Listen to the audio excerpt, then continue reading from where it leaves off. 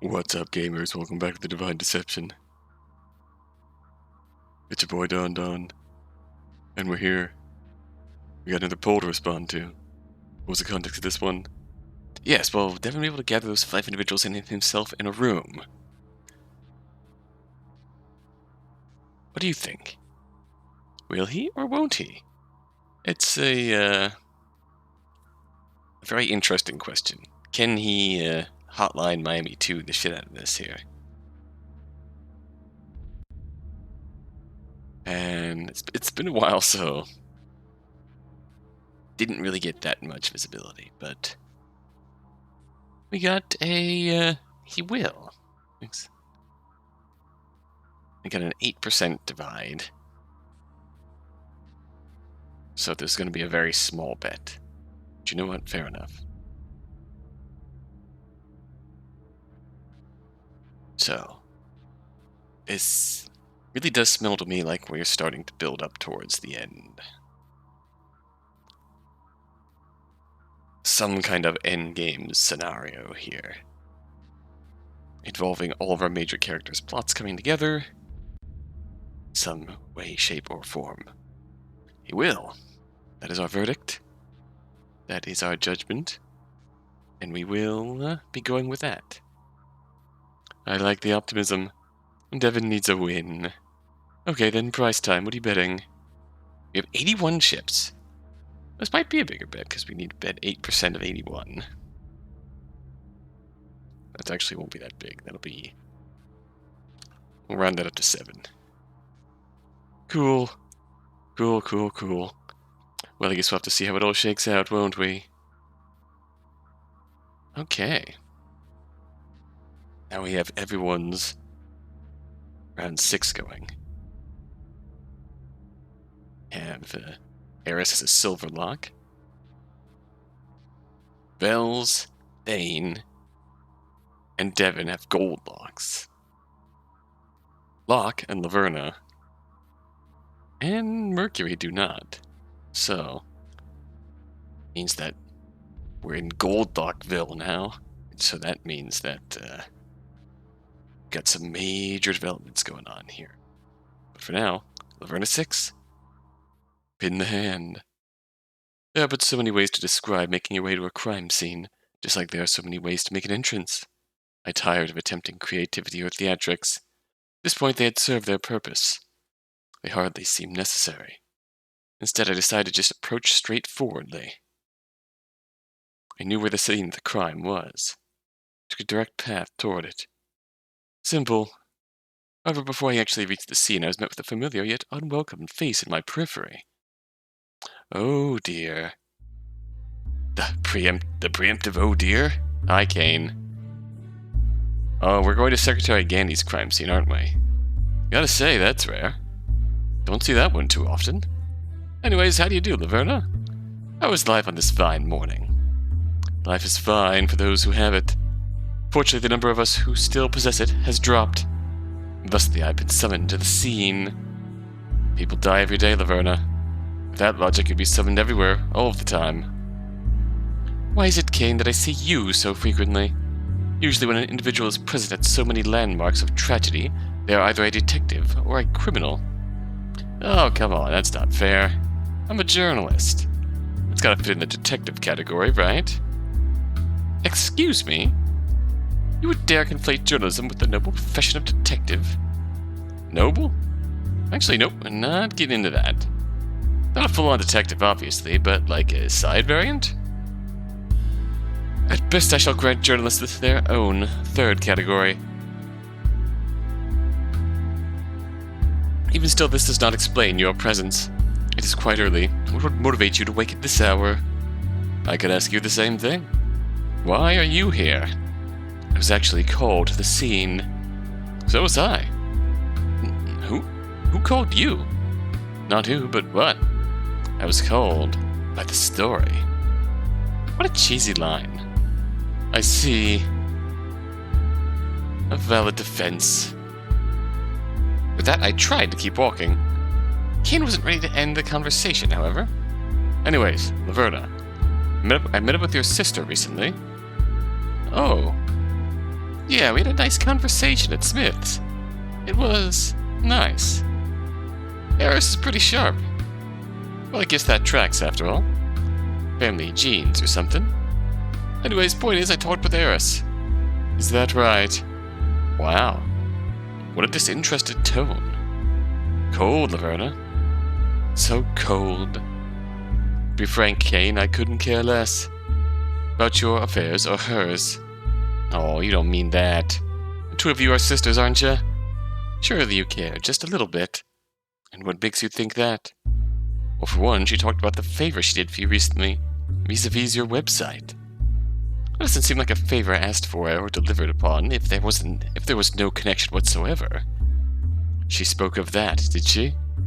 Damn Eris and her loose lips. That's supposed to be some sort of secret? Oh man, my bad. I didn't mean to rat on Eris like that. I mean, I was the one prodding her about it in the first place.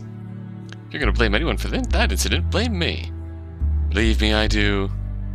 Though that does raise a question. Why were you prodding on such a subject? Ah, that. See, I was looking into your background a bit. Nothing shady, I swear. Just wanted to do a story on you. A story?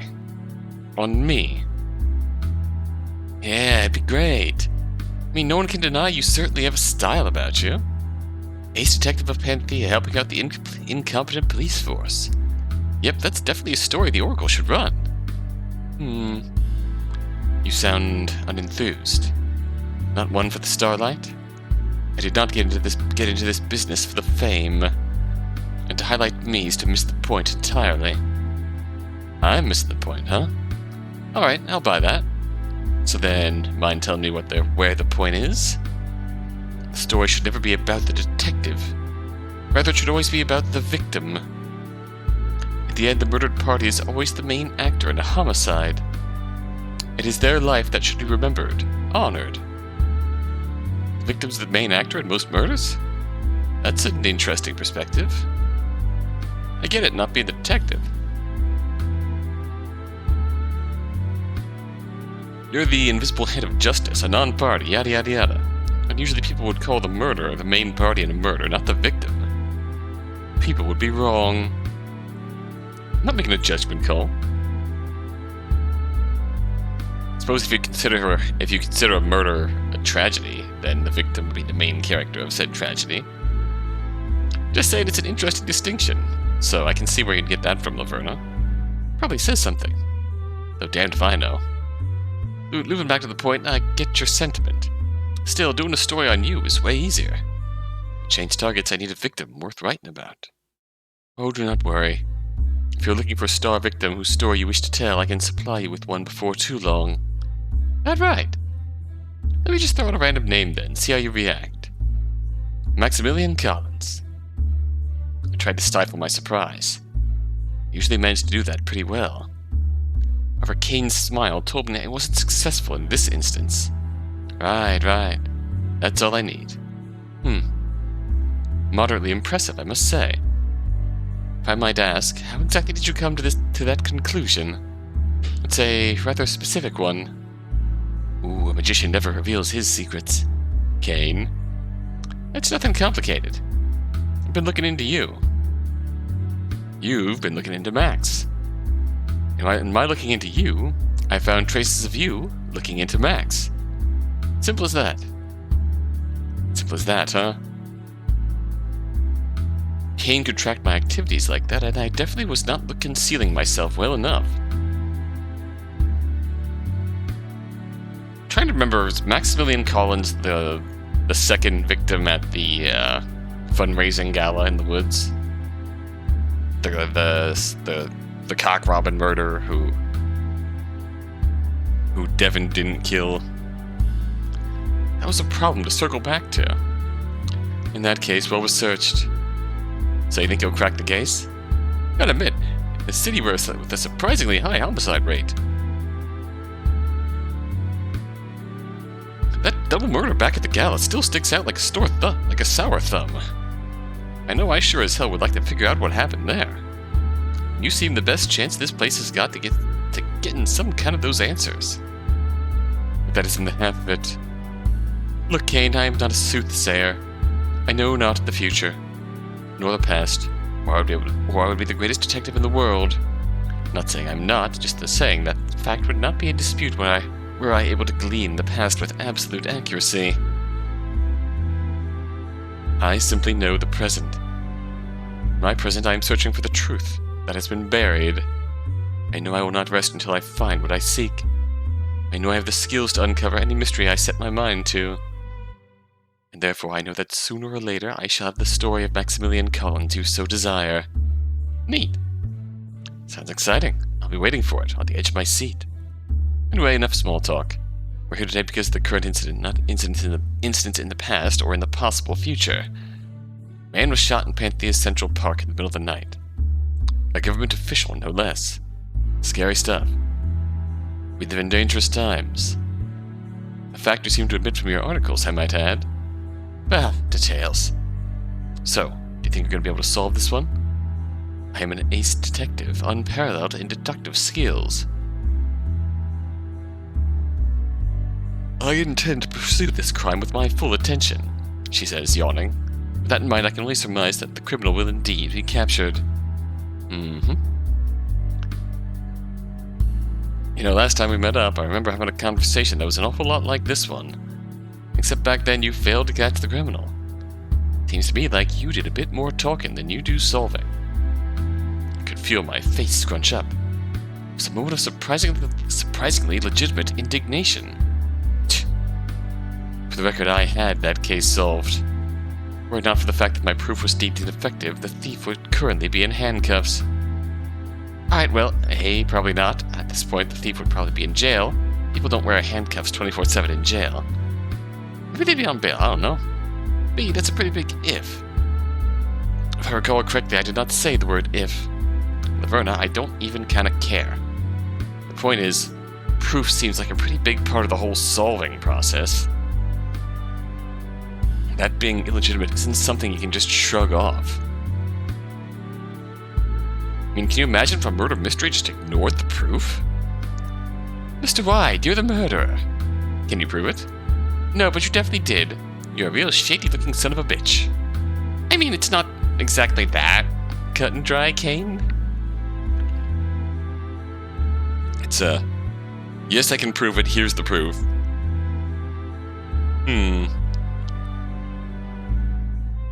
This looks legitimate, however, this does not hold up in a court of law.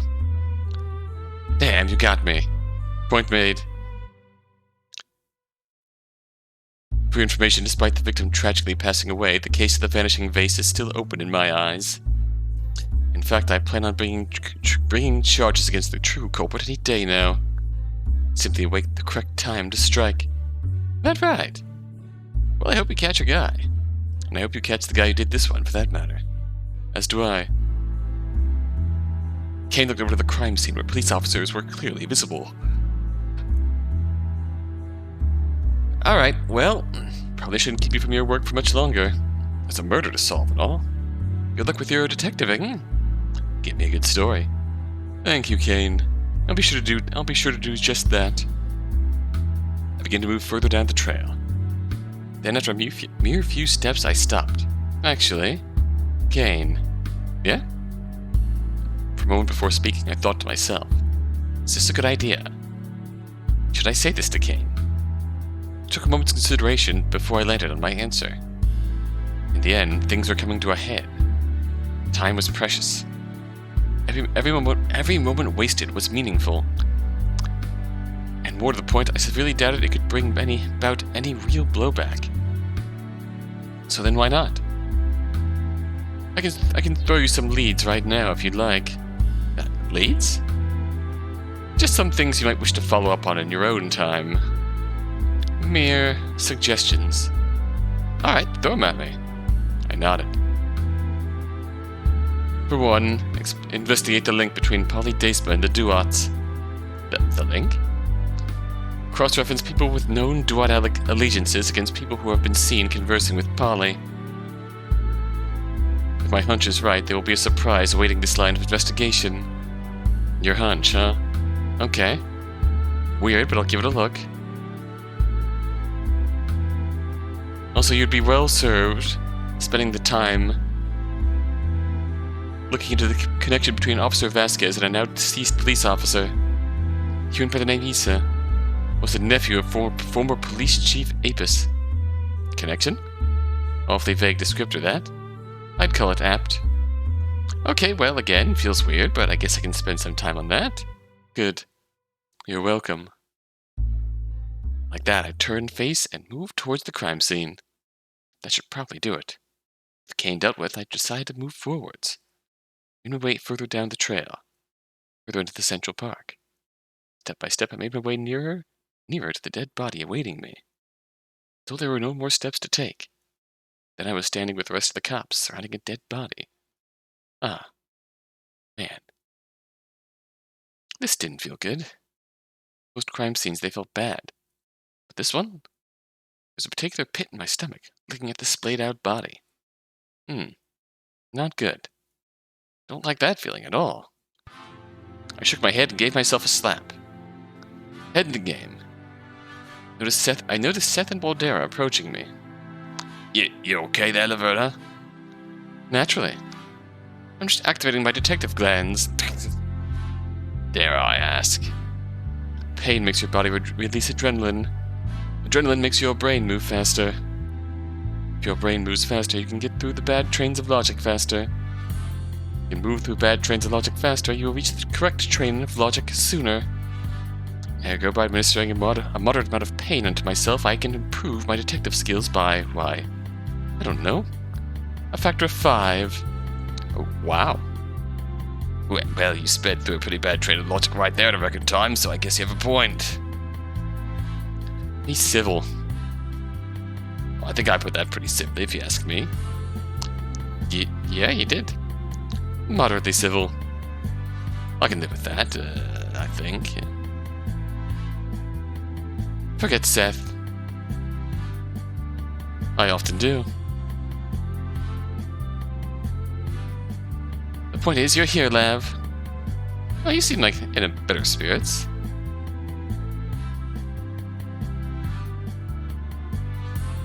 Good to have you at another crime scene. Good to be at another crime scene. It's funny. I never feel quite as alive when I'm next to someone who is unmistakably dead. Okay, well that's kind of the spirit. Yeah, just gonna brush past that one, huh? The point is, we've got another pair of hands on deck. So, is this just the thing that happens now? Laverna just comes by all of our investigations, she's just part of the team? Not so, Seth. Unlike a team member, I will not come to help when I don't want to. Great. Awesome. Let's just get to investigating, could we? Let's. I feel like we've run the gamut on pre-investigation topics of conversation. This one is just derivative, adds little to the scene. Okay, well, kind of a weird way of putting that, but point taken. Very meta, Laverna. We're here for a job, let's do it. So, it's pretty obvious what the crime is here. Indeed. Improper disposal of waste. Oh, wow, dark, Laverna. Holy shit. Lav! What the fuck, Lav? Just trying to lighten the mood. I've been told dark humor is a common bonding practice amongst those who work in high-tension situations. Not like that, Lav. Totally inappropriate. No, I actually like that one quite a bit. I'd appreciate more humor like that. Wow, Seth, a little twisted. Understandable. Don't listen to Seth, he's an ass sometimes. Yeah, my rapport with Baldera is already high enough they can afford a hit. You're really treating this like a game now, aren't you? What do you do? Therefore, it's optimal to make more jokes like this to improve my relationship with Seth. What? You know what? Whatever. The crime we're here to look into is, for your information, is a homicide. A particularly grisly one at that. Is it? Excuse me? I don't know. This man was shot in the back of the head with a gun. Rather instant method of death. Not overly graphic. Surely this one doesn't rate that highly on the grisly scale. Oh, that sure feels grisly. No, I don't think that grisliness can be quantified like that, Laverna. Why not? It feels worse because it happened in a public place that's supposed to be for families. That's a pretty dark atmosphere. No, I think it's the victim that's bumming me out. You know, give an official being shot out in the open. One of Governor Ija's right-hand men. What's this city coming to? Victim, Secretary Gani. I met him before, correct? Yeah, at Ija's gala. Yes, the man you accused of murder. Right. I remember now. You quite laid into him, didn't you, Baldera? Okay, you know, I don't really remember how that night went. Oh, I do. The point is, he seemed like a decent guy back then, so we should try to avenge him. Really? Kinda seemed like an asshole to me. Seth! Not relevant. But Baldera, that may be relevant. Assholes, as Seth though so bluntly put it, are far more likely to create grudges. Whereas if this Gani was a bona fide nice guy, the motive would likely be less hatred-driven. Baldera shook her head at this. No, that doesn't have anything to do with it. Oh? We're pretty sure this is a robbery case. Unlikely the perp even knew Gani in the first place. That's right. Elucidate me on the reasoning that has brought you to this conclusion. His wallet's been emptied. He doesn't have any valuables on him. It's a pretty random location. Signs point to a typical hold-up burglary gone wrong. Perhaps. Why don't you jump into conclusions a little quickly with that, though? At this, Seth audibly groaned. I thought he might. Seriously? No, I knew this would happen. Speak up, Seth. I have trouble hearing you when you grumble like that. I wasn't done. You know what? Just look, Laverna, don't make this more complicated than it really needs to be. I know you'd like to make a big thing out of every mystery. Sometimes robbery is a robbery. I nodded. Sometimes it's an elaborate conspiracy filled with multiple betrayals. It is my job to sort between the two. And how are you going to do that? Seth sounded pretty fed up with me. Fair.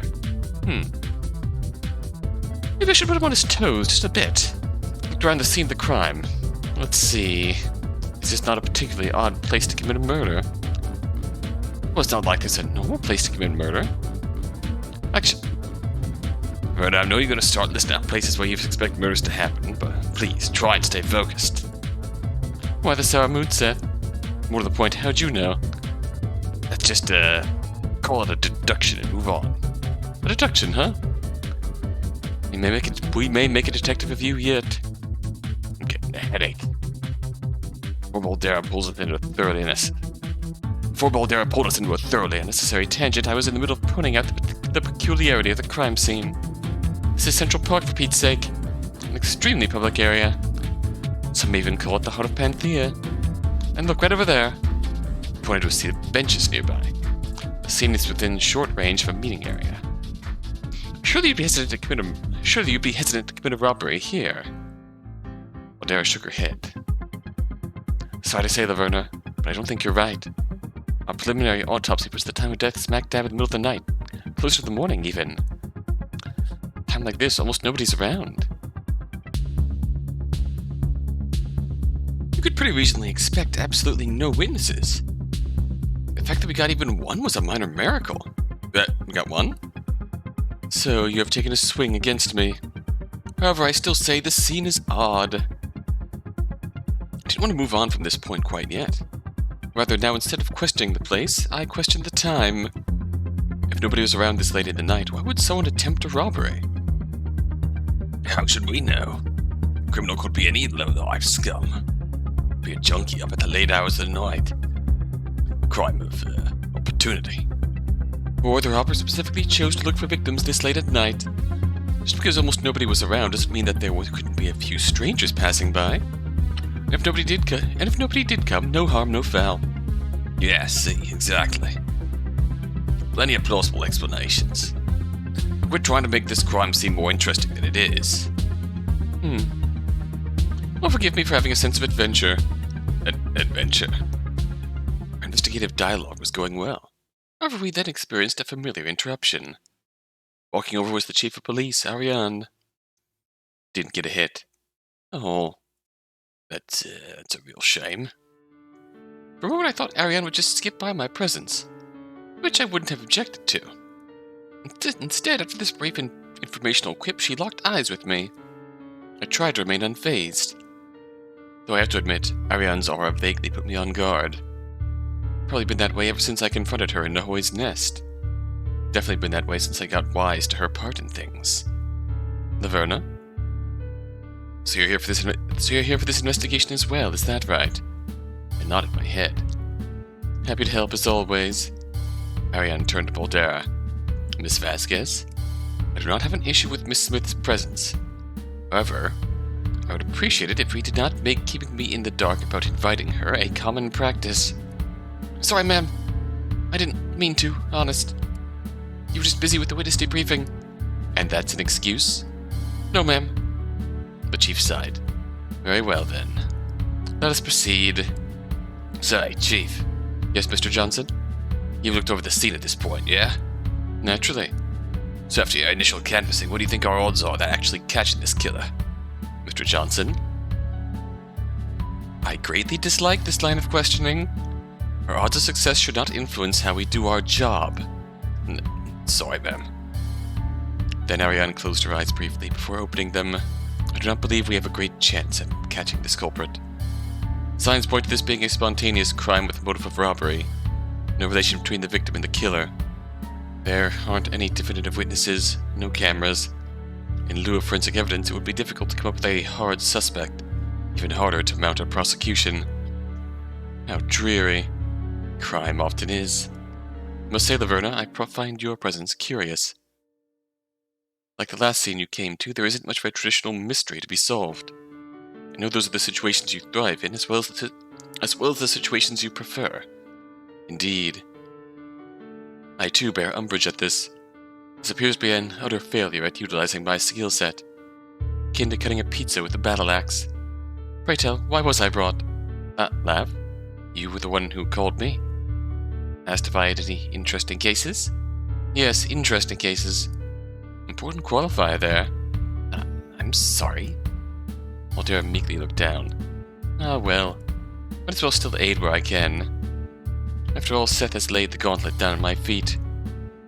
Betting that I couldn't disprove the notion that this was a robbery. Who does he think he is? Excuse me.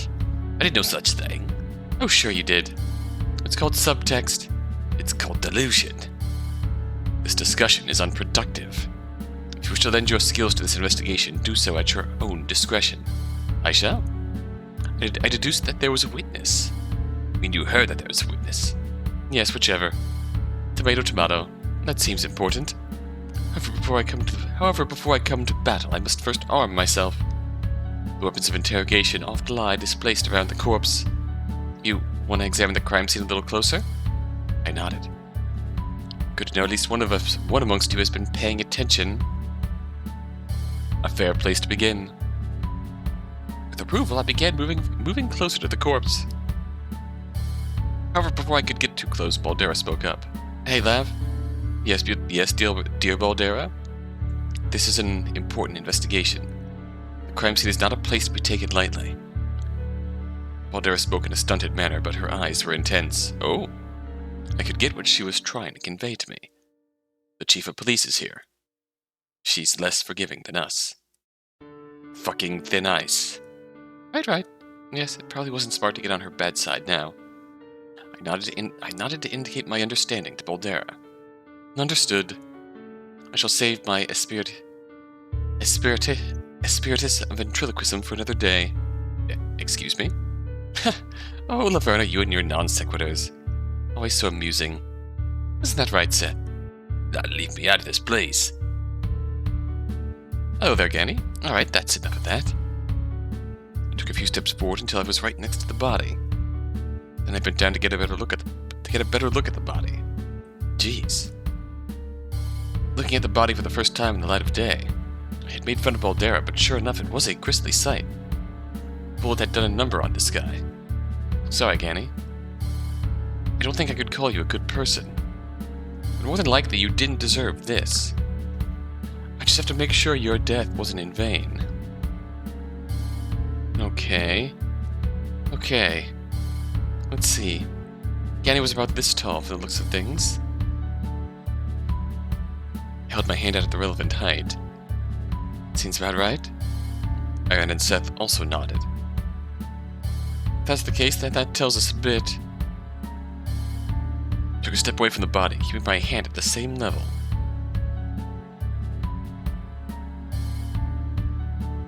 Then I angled my hand slightly downward. Alright, so, although obviously this is a rough approximation, but from the look of things, he was shot around here. Bullet struck about where I'm holding my hand. But I noticed that the wound was slightly angled upwards. Which means the bullet started its trajectory at some point along this line. Moved my hand away, and slowly down at the angle I mimicked. Kept moving all the way until I put my hand into some nearby bushes. Ah, smart thinking, Lev. Right.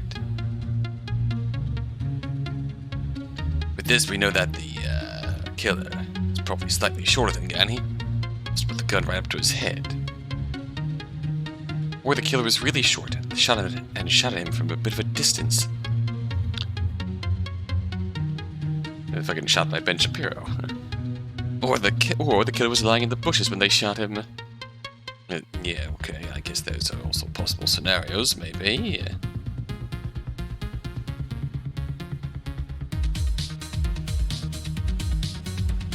Let's try and focus on the likely possibilities, shall we?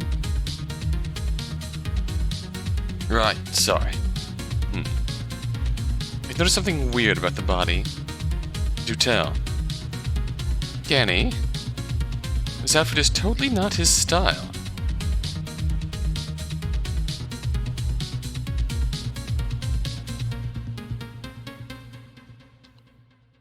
Right, I thought so too. Are you really criticizing the victim's fashion? It's not that. Rather, it's not irrelevant, the way you're putting it. He was wearing an oversized dark hoodie.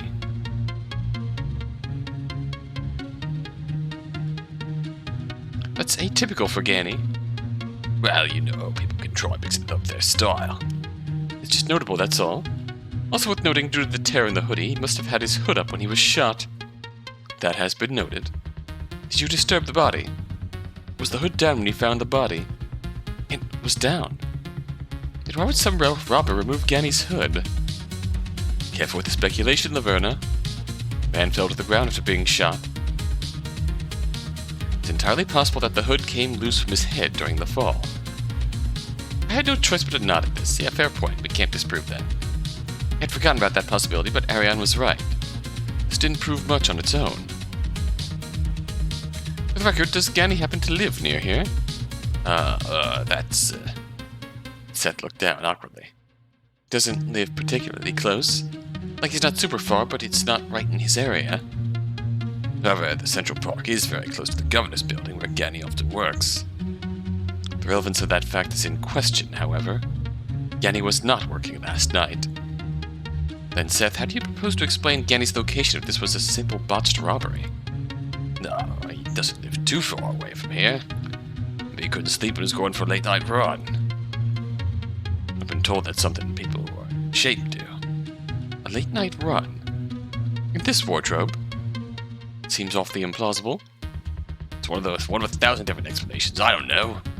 It's on a bar crawl there. There. The toxicology report will determine if he was, in fact, inebriated at the time of his death. It was just an example. Badgering Seth further at this point was likely not worth it. There would be a time to break through his robbery theory, but I need more bullets to fire his direction. Ironically, I knew exactly where to find more. I walked over to the body and looked closer to the victim's head wound. Well. Isn't this interesting? So, you noticed. How could I not?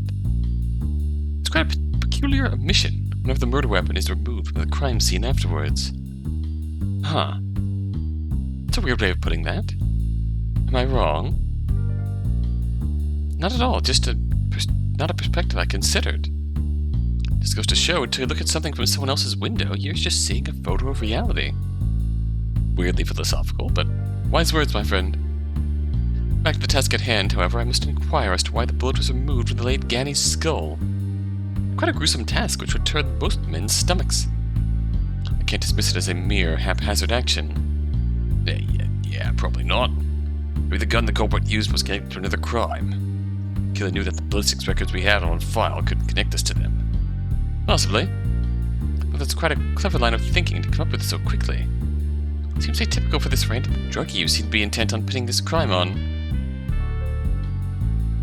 Oh, maybe the bullet wasn't taken out for some clever reason.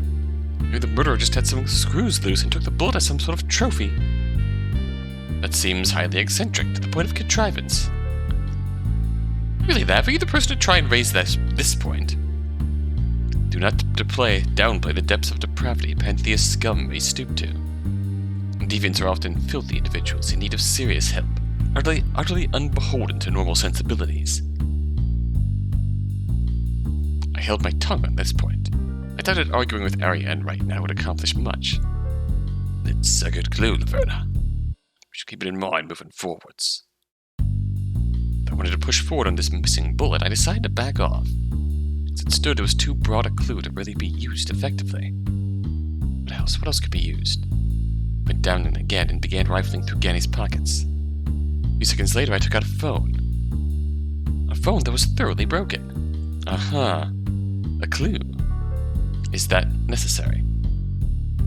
Honestly, I'm just glad she doesn't do that every time she finds a piece of evidence. Third track record, I wouldn't put it past her. Look what I found in Ganny's pocket. I proudly had out the broken phone in my gloved hand. Yes, the phone. We already have that logged in evidence. Really? Oh, and here I went, thinking I had something neat. But obviously we checked the pockets, Laverna. How incompetent do you think we are? Don't. I know, I knew right when I said it, just don't. I shan't. Instead, I shall raise the possibility that I know you have already wisely considered. Is it possible that this phone's destruction can be attributed not to the whims of chance, but instead to the gun-wielding perpetrator behind this case? It is. Why, that was quite matter of fact. Then hello, Clue. If the killer broke the phone, that means that they wished to conceal what was written inside said phone. A huge clue. Lav, I really don't like being a Seth about this. Excuse me? I really don't know that the phone breaking has to do with the murder. You don't know when it broke, or how. I guess. Really, I'm just going to brush past the fact that Balderas turned my name into a verb. Don't consent to that, I object. No, Seth, you human. I like no, Mr. Johnson. I will. Seth fizzled out. Still, the phone's brokenness being chalked up as mere coincidence seems an incredibly dull way of viewing things. Laverna, we take these things into account. We will not forget this fact. We will examine the phone and figure out if there was text messages on the phone the night of the murder. However, on its own, the broken phone's weight as evidence is quite light. It's not on its own. Drifted off. Whatever. I knew when I was being stonewalled. Turned back around to the victim, and giving it a final thorough search, looking at it from a variety of angles, up close, from a distance. Finally, I gingerly lifted one of Ganny's outstretched arms. Nothing was under it. So is this it? In what sense? Like evidentiary? Have you yet removed anything from the scene? Bad clues, moved important items, anything of that sort? No. I mean, I don't think so. We shouldn't have. Not quite yet. Geez, wouldn't you know best, Seth? Get it together, would you? I'm sorry. Seth would know best. Why is that? Oh, Seth, he was one of the first officers to arrive at the scene of the crime. Yeah, me and Pandora got here initially. Well, at that point, the witness stood right next to the body. After they arrived, while waiting for the rest of us, Pandora took an initial statement for the witness while Seth secured the scene. So nothing should have been removed from this place. I nodded. I understood. Got it. That's an important piece, I'll note it. Is it really? Witness didn't get to the scene of the crime immediately. The killer still had time to tamper with stuff. Yes, the missing bullet is proof enough of that. Right, so I don't think that matters all that much. Instead of responding to this, I turned around to the victim one last time, and gave Ganny a small nod. Then I turned back to the group. Okay, you've circled around the truth for long enough. Wish to converse directly with this witness. Alright, cool. Let's go talk to her. Hold on a second. I began to walk past her. Ariane put a hand on my shoulder. I would hope there is no need for me to say this. Still, I must state this nonetheless. The person you're about to talk with is not just a witness. They are the governor of Panthea. Oh! And unlike you, they are not accustomed to stumbling across bodies, much less the bodies of people they are close to. Governor Aija is rightfully shaken. I know how you can get, and I would like to remind you of your position. Ask questions, learn the truth, be a detective. I will not tolerate excessive badgering. I sense you are not conducting yourself in a manner befitting an investigator cooperating with the Panthean police force. I will end the interview and promptly eject you from the scene. Do I make myself clear? Crystal, I gave Marianne my most innocent smile. Relax, Chief. I know my manners. Ask what Aisha saw, and nothing more. It'll be fine. Marianne didn't respond. She just sagely nodded. Oh boy. That settled, I walked over to the benches and approached one Governor Aisha who was talking with Officer Pandora. Very curious. We didn't find Thane's clue that he left behind. Dreams possibly someone else did. Okay, then how about this? My laptop get heavier if I download more files on it. That's so fair. Sorry, Pandora, it appears we'll have to put our chat on hold. Aisha then turned fully toward us. Laverna, right? My, you remembered me. I'm flattered. Of course I remember you. You're the intelligent young lady who aided the investigation during that truly awful event that took place at my gala. If I remember correctly, I offered you a job at the time. You did indeed. Again, sorry for declining that. Aisha simply shook her head. There is no need for that. The offer was a mistake on my part to begin with. Looking at you now, it seems clear to me that being a private agent suits you much better. Still, I don't offer employment to just anybody. Clearly. It's only natural that I remembered you after that. He smiled appreciatively. So, Governor, can't help but notice that the victim in this case was your secretary. That must be difficult. A slight frown clouded Aisha's face. Yes, Ganny. He was a very good employee. With me for a while. He could seem, well, less than dependable at times. But I knew he always truly had my back. There was nothing more valuable than that in my line of work. Finding his body was pretty traumatic, to be honest.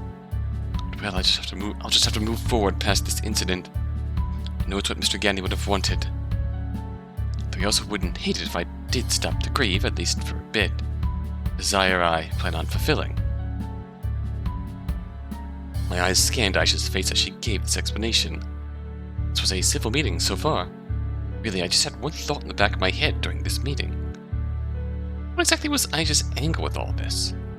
I knew a good part of it, or at least I thought I knew a good part of it. However, the full truth, I'd have to go forward with the interview to get any further with that. I know this is hard for you. However, I wish to do everything in my power to bring the monster who killed Ganny to swift justice. To do so, I require your testimony. If at all possible, could you please describe how you found the body? Of course. Anything I can do to help, I'll do. I just want the truth to come out. That said, I'm not sure how much help my story will actually be. It's pretty short and uneventful. That's fine. Anything you have to say will be a huge help. The smallest detail might turn the world. The smallest detail might turn the world, huh? I like that. That's a nice saying. I couldn't tell if Aisha meant that, or if she was just being diplomatic. I thought it was actually pretty uninspired. I had a dozen sayings just sitting in my back pocket for the right time that I liked way more than this one. Okay, where should I begin? Give me a moment to recollect my thoughts. Aisha closed her eyes and put her hands to her temple. For a moment, she just breathed. When she was done recollecting herself, she put her hands back down and smiled. Last night started like many. was working late hours back at my office. Been doing that a lot as of late. Upcoming election and whatnot. What can I say? I guess I'm a bit of a workaholic, you know. Some weeks I end up spending more nights sleeping at my office than I do at my actual house. Those are the sacrifices you have to make if you wish to be an effective leader, I suppose. At any rate, it was extremely late. Far past the time those with a functional sleep schedule should be awake. Really, someone in my position should not be up at the hours I was. It has a cavalcade of negative effects on your health, and it takes effort to realign your sleep cycles. Regardless, this was the state of things. Easier said than done, I suppose. At any rate, I was met with a bout of insomnia. Happens to me every now and then. I'm at the office this late. I'm unable to do anything else. Sometimes I decide to go out to the nearby Central Park for a walk. It clears my head. Something about the open night air, the stillness of it all. But I'm missing the point, right? So I leave my building in the middle of the night, closer to daytime really, for a walk, and go to the park. And for some time I'm just walking. No real point, just an aimless wandering, deep in thought. And all of a sudden I hear a gunshot. At least it sounds like a gunshot. Frightened, of course. But if one of my constituents had been injured, it's my civic duty to go and try and help them, stop any preventable deaths. I ran over to where I heard the gunshot come from. Wow, you ran towards the gunshot. Late at night, by yourself. How brave. I'd sooner call it stupidity, but thank you. Did you start moving right away? More or less right away. However, I was a fair distance from where the source of the gunshot. It did take a minute or two for me to arrive at the scene. But not particularly long. I wouldn't say so, no.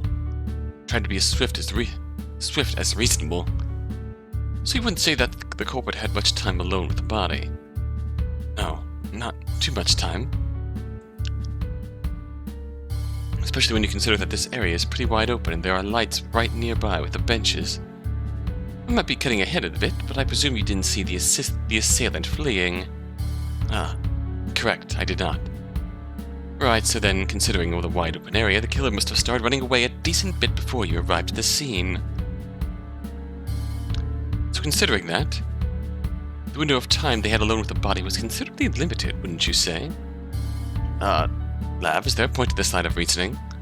Just let me work my magic. It is fine, the detective is right. I made my way to the body as fast as I could, and I didn't see anyone running away. I have to imagine the killer only had a few moments to themselves before they fled.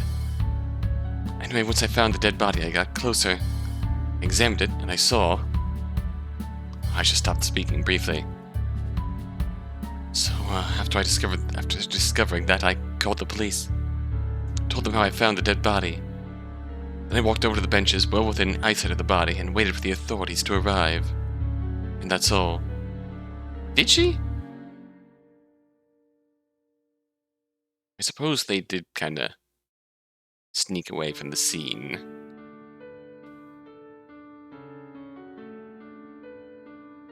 We know she came back. From Thane's perspective.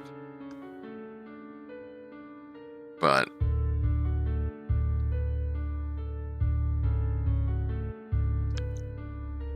we also know that they had plenty of time to wait for Seth to arrive in all this. I nodded. But then again, she did come back after Seth was here. They had to kind of hide out a bit when she came back. I'm pretty sure they snuck away. So, got what you wanted? Not quite yet. A few more questions, Governor, if you would. Of course. Anything you want to know? Took a moment to compose a line of questions I wanted to throw at Aisha. Had to be careful how I proceeded, lest Ariane throw me out on my ass. This walk in the middle of the night. You say you do this frequently? Frequently would be putting it too strongly. Every now and then would perhaps be more accurate. Every now and then, right. I must say, it strikes me as slightly odd that you'd go out for walks in the dead of night. I don't wish to be crass, but this isn't exactly the nicest part of the city. Nor is this a particularly nice city.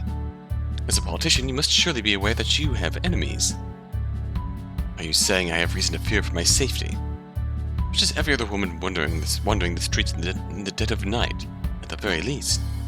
I'm merely asking out of curiosity.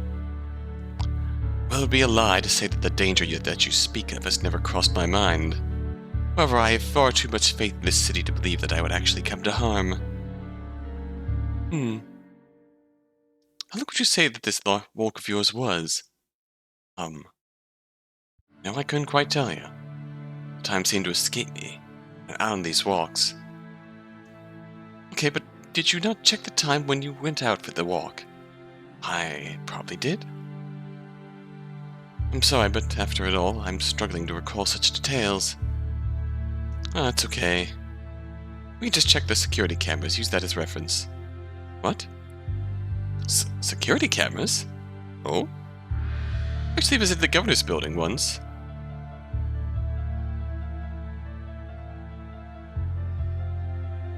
I noticed that the main entrance had a camera that monitored everyone who went in or out. Since it is standard protocol, I'm sure that the camera has a record of when you left. Oh, you seem nervous. That's strange. What reason could you have to be nervous about that camera? That doesn't make much sense. I believe you're mistaking nervousness with confusion. It just took a second to recall what you were referring to. Ah, excellent. Apologies, but checking that camera might be impossible. Around a month ago, the software we used to store the footage went on the fritz, and ever since then, the camera's had a problem with the actual recording part of its job. We're looking to get it fixed, but that keeps on getting delayed. Is that right? How unlucky. Speaking of luck, isn't it just an awful coincidence that you just had to find the body? The body of your own subordinate. I mean, you were just out on a walk. You happen to be right in the vicinity of the murder. To top it off, Gaddy has no real reason to be this far from his apartment, and he ends up dying here all the same. Okay, Laverna, you're about to get thrown out. Talk about odds. Quite. Some bad karma must be catching up with me. Actually, one more question for you, Aisha. What's your height exactly? Laverna? Watch it. Ariane had been glaring at me for a while. Yeah, understandable. But I see where you're going. Now she appeared to be right on the edge of making a move. Yeah, I had pushed it too far with that last comment. And that one wasn't necessary, just provocative for the sake of it. You're right, I'm sorry. It was utterly uncalled for. Apologies, Governor, I just have a tendency to get overly enthusiastic about my job. When I'm in the groove, I tend to lose myself. Let me ask you a more appropriate question. You were close to the victim, at least somewhat. I have doubts about this being just an accident. Tell me, did your secretary act off at all in the past few days? Did Ganny act weird the past few days? That's a good question. Sometimes hard to tell with Ganny. That tracked. Actually, there was one thing that struck me as odd. Earlier, yesterday, he snickered about something on his phone.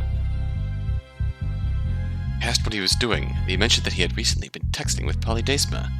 But Polydesma? Indeed. That's a weirdly random connection. I dismissed it as some weird joke on his part, but it stuck with me. Huh. That's, weird. Certainly. Okay, well, I think... I took a moment to go over my thoughts. Yes, I think that is all I have for you. You are free to go now. Thank you. I hope I could be of some help to you. I should never even slightly address the fact that I basically accused her of the murder. Interesting. You would expect that somebody who was hiding something there would be more defensive about that. It has something to do with this murder. Despite that, remained utterly unmotivated by accusations. Unmoved by accusations. Well, it certainly takes an iron will. I'm sure you were, Governor. Thanks for your time, Saija. Sorry about this. It's fine. Happy to be of help, Officer Baldera. Ariane. With partings exchanged, the other officers and I walked away from Aisha, a bit closer to the corpse. Well, I'd say that was productive. It was? It was. I hope you're happy with yourself. I am. Ariane wanted to say more, but she held her tongue. Okay then, the evidence has been searched through. What is our analysis? What do you three believe is the truth of this murder? The truth, huh? Oh gosh, I don't know if I can answer that rightly. She doesn't mean the actual killer's name, Volterra. She's asking for a general description of the crime. that question, my answer hasn't changed. The vault was emptied. Actually, I think Miss Aisha's testimony actually helped that theory. The killer didn't have a lot of time after shooting Gani before fleeing. Immediately they grabbed the bullet because they had used the same gun in another crime. They emptied the wallet. And they ran away. That's the behavior of a startled thief.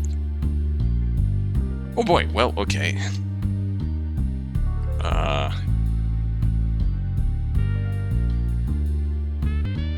Okay, I've been going through this for about a half hour, trying to figure this out, the right way to arrange this, and I can't.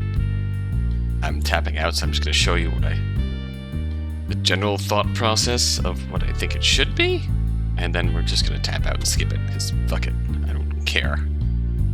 So, we're going to say... We're trying to prove that murder... That clearly... If this was a normal robbery, then there was no need to kill Gani. Or perhaps there was clear intent to kill, therefore the motive wasn't robbery.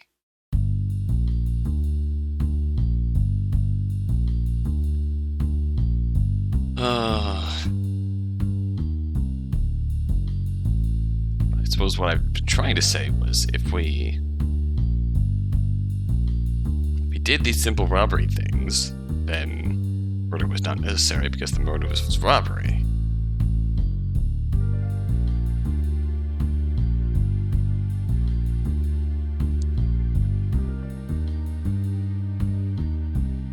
So we'll just run through this. Colonel put a gun to the back of Gani's head, pretty much confirming that as one of the main possibilities here, so that had to have happened in this scenario.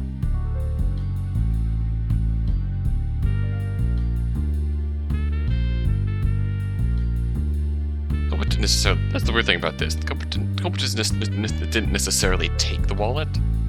They emptied the wallet, which perhaps in semantics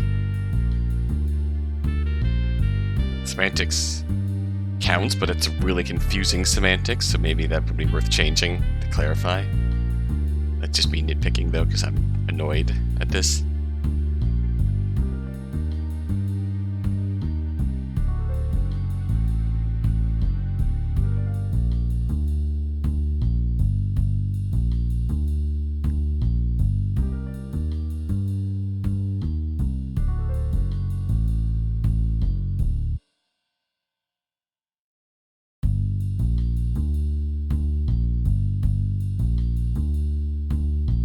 If the girl put a gun to Gani's head, and we're gonna arrange this a different way that I haven't tried before, and Gani didn't see them.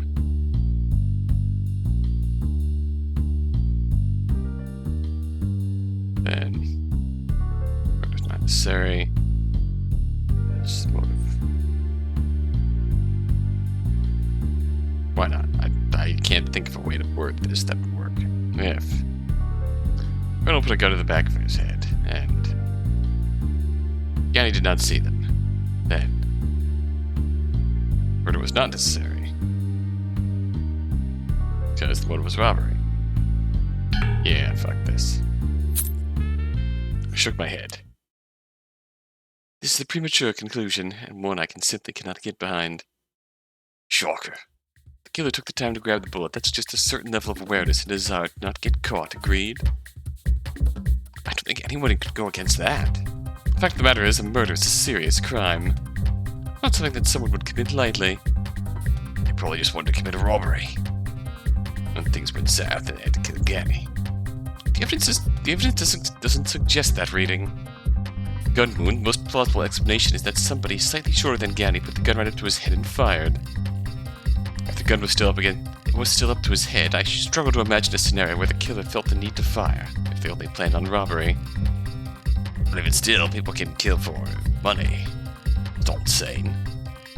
Sure, if this was a random holdup, how much money is the killer realistically expecting? I must admit the populace wandering around this area this late at night, wearing that attire, cannot be presumed rich. What if they recognize Gani?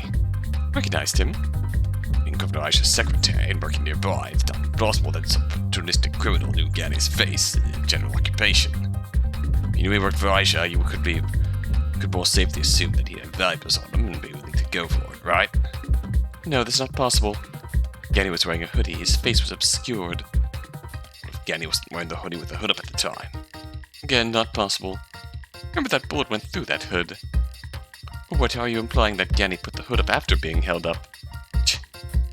Then the culprit saw his face from the front, then circled around and caught him from behind. I shook my head once more. The crime took place at the dead of night, and Ganny was approaching the benches, which were lit up by lights. The culprit was initially in front of him, so it's most likely that Ganny would have been able to see him. And more critically, the path in front of Ganny was lit up, then seeing Ganny's face would have been harder while he was back in the darkness. Okay, then Ganny was recognized by his voice. His voice? Now maybe he was on the phone with somebody. The culprit recognized his voice, popped out, held him up, and shot him. Let's see if it explains the broken phone. The culprit smashed it so he couldn't trace the person he was talking to at the time of the crime, and put it back in his pocket, making it look less suspicious. That makes sense, right? I looked for a counter. However, Seth's theory made enough sense. I had to let it stand. So, you see, robbery is more likely.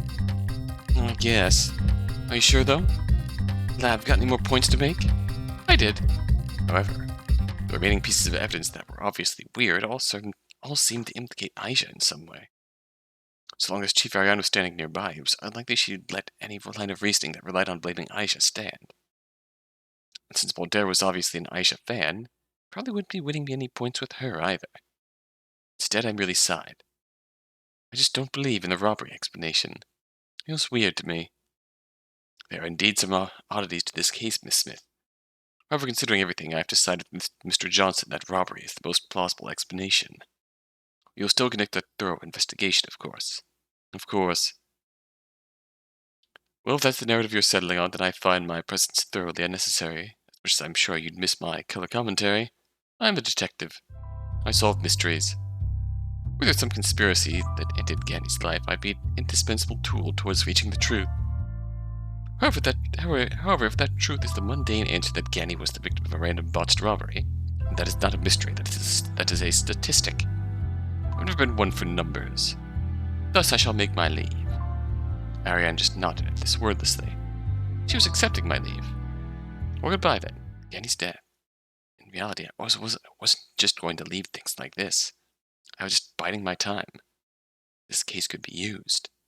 But an important part of this job was patience. Mindlessly pursuing victories whenever available got me nowhere. I needed to be far more strategic with how I revealed the truth. However, before I leave, could I talk with Baldera for a moment in private? It's about a personal matter. Seth briefly looked at Ariane. Ariane merely shrugged her shoulders. Do not take long. We won't. That Baldera and I were free to walk a fair bit away from the others. That was weird, huh? I have no time to look for the past. That case is already of little relevance to me. It'll be picked back up when it shall serve my interests. You know that is not the reason for which I called you over. Of course. By the way, guess what? I had something to ask her, but no harm in letting her give me some news first. What? Chicken butt? Nah. I hate to say it, but I think you're totally right about Ariane having something to hide. Remember the case back at Polly Daceman's house? I nodded. Well, it's not forensic evidence was stolen. Funny you should mention that, Baldera. Like poof, gone. Really? How bizarre. Right? Couldn't have been said. I don't remember him ever having an opportunity alone with the evidence box. But there's a lot of officers who could have taken it, including the chief. I simply shook my head, silent. Anyways, good thing I found out about the missing evidence before it was too late. You did? Yep. Because of that, we were able to examine this scene a second time for hairs and the like. Got some more samples. Guess what? Got a hit on one of the samples. Is that right? Yeah, except get this. The hit wasn't in our city's database, it was from another city's. Oh? Is that Vel's? In fact, it was a hit in more than one other city. Oh. Interesting. Yeah, totally. We haven't actually gotten the full report on that yet, but there's been logistical hang-ups, and we've only got the indication that the DNA matched the other databases yesterday. I'm really curious what'll show up. Yes, indeed. I'm sure that's very interesting and whatnot. However, Boldera, that's not why I called you over. Oh, right, sorry. The checkup I tasked upon you. Were you able to confirm it? I was. You were right. Days leading up to his death, Maximilian Collins paid visit to the Panthean Records Office. The Panthean Records Office? Oh. Government program tasked with keeping all sorts of information, giving the public access to it. It had a compilation of all the city's laws and ordinances, as well as the history of when, what legislation passed by who. On top of that, it housed birth records, death certificates, and family trees. I let out a smile. How did you know he had visited there? Simple. I am rapidly pursuing the truth behind that murder. In fact, I believe there is a suspect I already have in mind. Oh, really? Who is it? I shook my head. For now, it is only a theory, best kept to myself. There are still a few things I need to confirm for myself. Given the results of those inquiries, it is possible the true culprit is not the person I am thinking of, but rather a second suspect altogether. Though taking personalities into account, I find this latter possibility far less likely. Anyways, you should get back to your fellow officers. Thank you for your aid in my investigations. Know that the culmination of these truths shall soon be presented for all to see. Alright, good to know. And Lav? Be safe, okay? Panthea can be... Boldera trailed off. Say no more. True, the detective being murdered right as they are reaching the truth is a common trope. However, this is not the right genre for that sort of twist. Besides, I am sure to always carry plot armor in my pocket. Instead of explaining myself, I turned around and walked away, dramatically. A few moments later, I heard Boldera also going back to her co-workers. Leaving the crime scene, I had a confident smile plastered across my face. Well, they didn't leave, even as Kane approached me once more. Well, how'd it go? Rejoice, Kane. You will get your story quite shortly. A story like none other, filled with intrigue, betrayal, and juicy personal drama. I shall grant you this tale any day now. Can't wait. Geez, just what is Laverna's obsession with this Max case? I mean, I get why that case is relevant. What's her angle on it? Because really, she's been pursuing it rather doggedly for some time now. I mean, she will just not let this thing go. I guess it's just one of those, what do you call it, bee in the bonnet? Gut calls? She must have a gut call about this situation. I wish you could really know what she was thinking. Hey, look at me. The only thoughts I can display are the surface ones. Whatever she happens to be directly thinking at the time. Even then, well, no. Let's just say I'm presenting them in a way that tells the best story. Interesting. Oh, your final episode is open. Just straight away.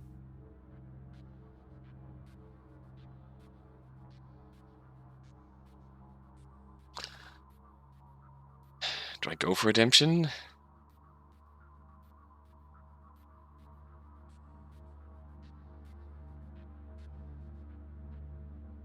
No. Go for lock next time, though.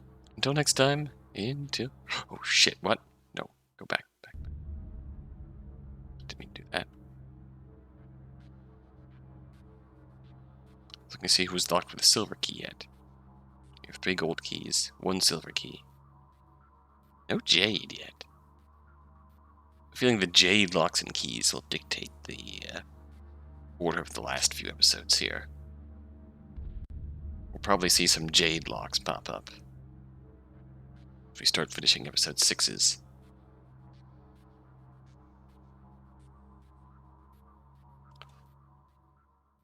Stop. Yeah.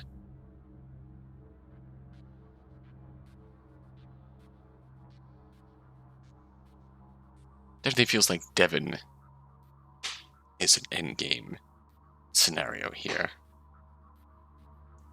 Thane is probably an endgame scenario. Not sure about Locke. But obviously Locke is involved in the core of things here, but Locke is also turning up as a big part of other people's scenarios. Bells and Polly and Krish. Eris doing her thing, starting to get involved in Manjet and other various ventures.